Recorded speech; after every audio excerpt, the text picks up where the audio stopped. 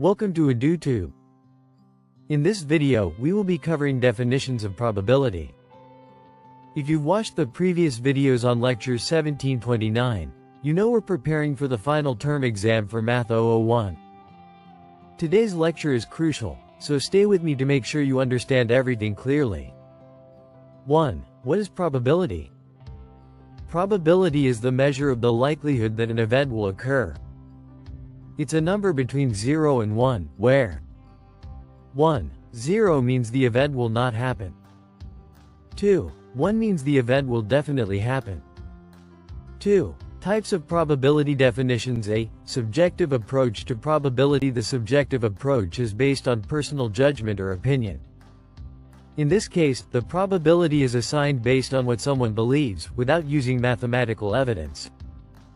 Example: if someone says there's a 70% chance of rain tomorrow, that's based on personal feeling or past experience. This is subjective probability. B. Objective approach to probability. The objective approach relies on actual data and observations. In this approach, the probability is calculated from real-world data and experimental results.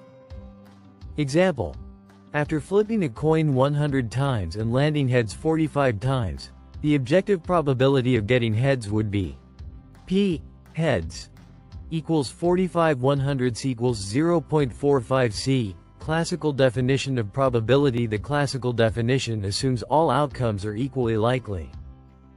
This is commonly used for events where each outcome has the same chance of occurring, like flipping a fair coin. Formula: P A equals number of favorable outcomes, total number of outcomes. Example: if you roll a fair die, the probability of getting a 3 is P 3 equals 1/6. This is because there are 6 possible outcomes: 1, 2, 3, 4, 5, 6, and only one of them is a 3. D. Relative frequency definition of probability. This approach is based on the frequency of an event happening after many trials or experiments.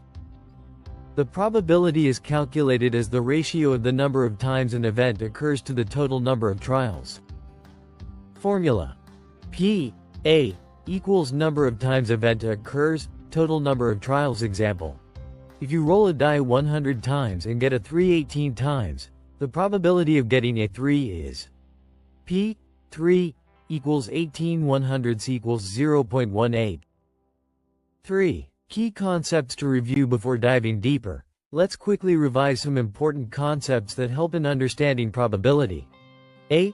Mutually exclusive events. Events are mutually exclusive if they cannot happen at the same time. For example, when flipping a coin, it's impossible to get both heads and tails at the same time. B. Exhaustive events. Events are exhaustive if they include all possible outcomes. For example, when rolling a die, the outcomes 1, 2, 3, 4, 5, 6 are exhaustive because one of them must happen. C. Equally likely events. Events are equally likely if they have the same probability of occurring. For example, when rolling a fair die, each of the outcomes 1, 2, 3, 4, 5, 6 has the same probability of happening. Here's a quick summary of what we've covered today. 1. Probability is the likelihood of an event happening. 2. The subjective approach relies on personal judgment. 3. The objective approach uses data and observations. 4. The classical definition assumes equally likely outcomes. 5. The relative frequency definition is based on the ratio of occurrences in trials. Conclusion: that's all for today's lecture on definitions of probability. I hope this explanation was clear and easy to follow.